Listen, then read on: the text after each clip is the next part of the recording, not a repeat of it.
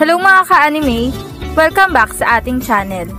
At bago tayo mag-umpisa sa panibagong kwento, mag-i-intro muna tayo.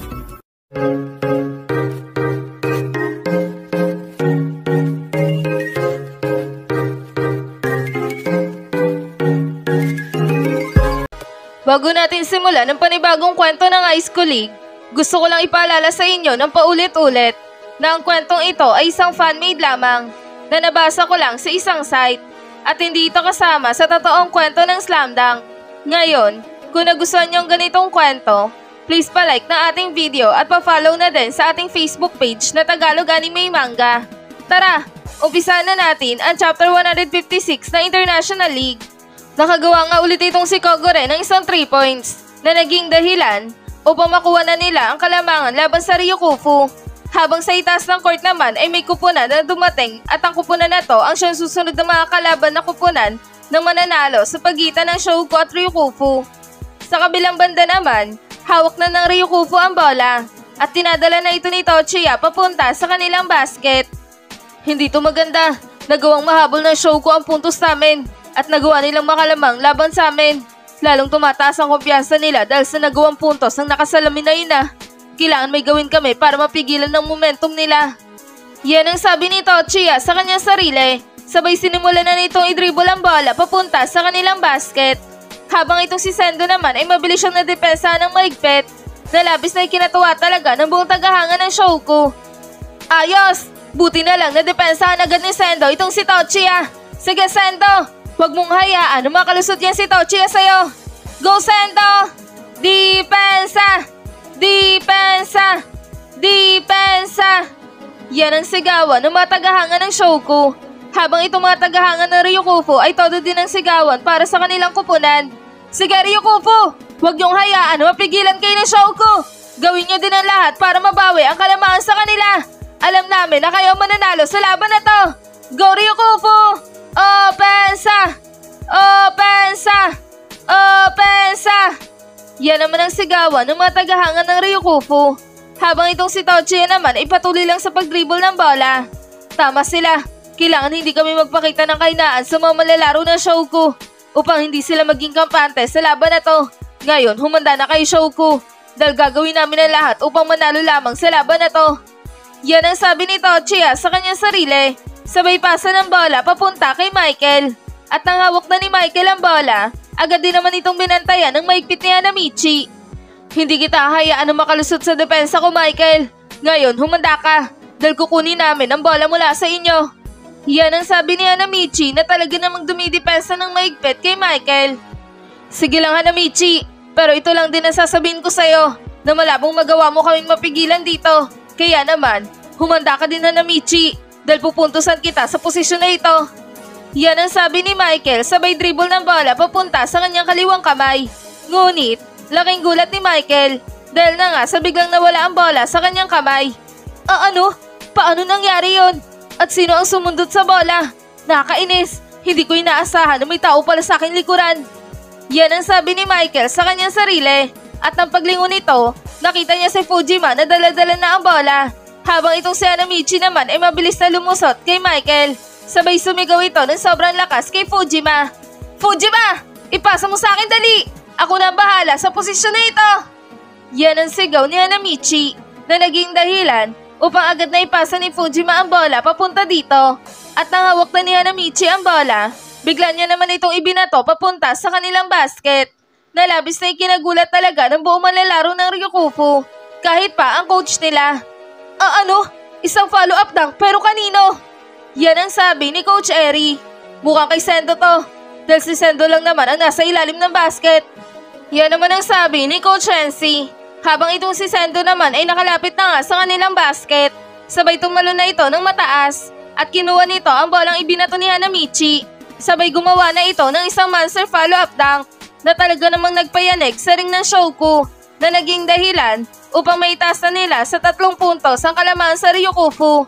Nalabis na ikinamanga talaga ng buong manonood sa loob ng court. Grabe! Sobrang lakas ng dakdak na ginawa ni Sendo. Halos gibain niya na ang ring sa sobrang lakas ng ginawa niyang slam dunk. Nakamanga talaga ang mga malalaro ng Shouko na to. Nagawa na nilang matambakan ng 3 puntos ang kupunan ng Ryukufu. Mukhang sila na talagang aabante sa susunod na raw ng ligang to Yan ang usapan ng mga manonood na talaga namang namamangha sa mga manlalaro ng Shouko.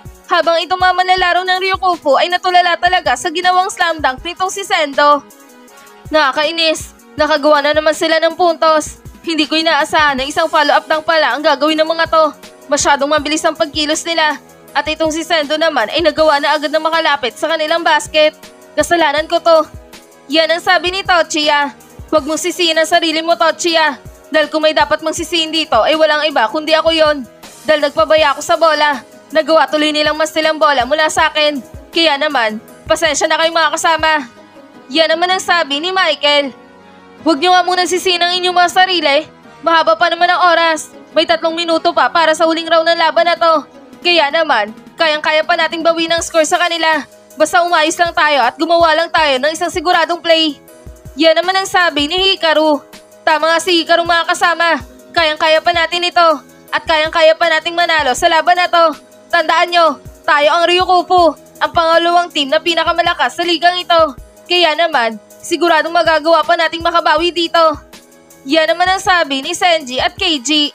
Sa kabilang banda naman, itong mga manlalaro ng Remember ay talaga namang namamangha sa ipinapakitang play nitong Shouko.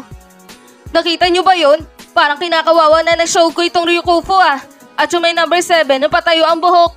Mukhang mausay siya gumawa ng play Ang taas niya ding tumalon at sobrang perpekto ng mga galaw niya. Yan ang sabi ni Momoski. Tama ka nga Moski, pero itong may number 7 din na maliit ay mahusay din. Mukhang siya nga ang kanilang utak. Mahusay siyang gumawa ng play at mabilis din siyang nakapasok sa opensa ng Ryukufu. At nagawa niyang ma-steal na walang kahirap-hirap ang bola mula kay Michael. Isang katangian na mahirap kalaban. Mukhang sila ang ating susunod na mga kalaban Yan naman ang sabi ni Jade. Halos lahat naman ng manlalaro ng Shouko ay mahusay mga kasama. Dahil kung titignan nyo ang kanilang play, talaga naman meron silang pagkakaisa sa bawat kakampi nila. Mahusay sila gumawa ng play na magkakasama at hindi sila nagbuburautan sa bola. Ayan ang wala sa kupunan ng Ryukufu dahil puro sila pasikat. At itong may pulang buhok na Shouko, mukhang siya yung tinatawag nilang hari sa ilalim ng basket. Tignan mo Momoski, kaya mo ba siya sa ilalim ng basket? Yan naman ang sabi ni Todori. Ano sa tingin mo Todori? Ibabalik ko ang tanong sa'yo. Sa tingin mo ba magagawa kong talunin ng lalaking yan pag-usapang sa ilalim ng basket na? Baka nakakalimutan mong ako lang ang nakatalo sa pinakamalakas na power forward sa ligang ito na si Atochi. Kaya naman, yung batang yan ay sisiw lamang para sa akin. Yan naman ang sabi ni Momoski. Nang biglang nagsalita itong si Jade.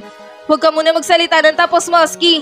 Baka nakakalimutan mo din na Shouko lamang ang nakatalo sa kupunan ng Dawan. Kaya naman, tiyak na hindi basa-basa ang batang yan. Yan naman ang sabi ni Jade.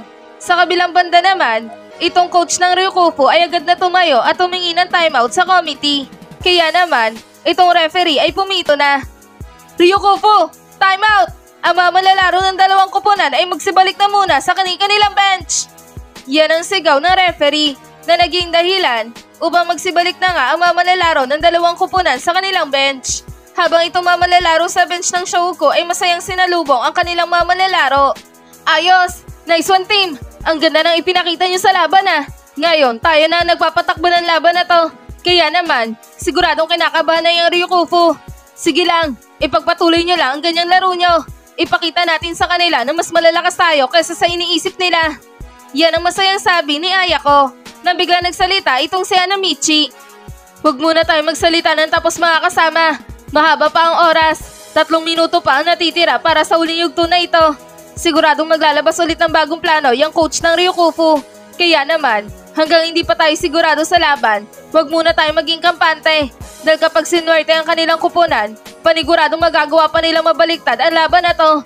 Kaya naman, hanggat maaari, panatilihin na natin ang kalamangan sa kanila. Yan ang sabi ni Hanamichi. Aba, parang nagbago ka na Hanamichi Hindi ka naman ganyan mag-isip. Yan ang natatawang sabi ni Mitsui.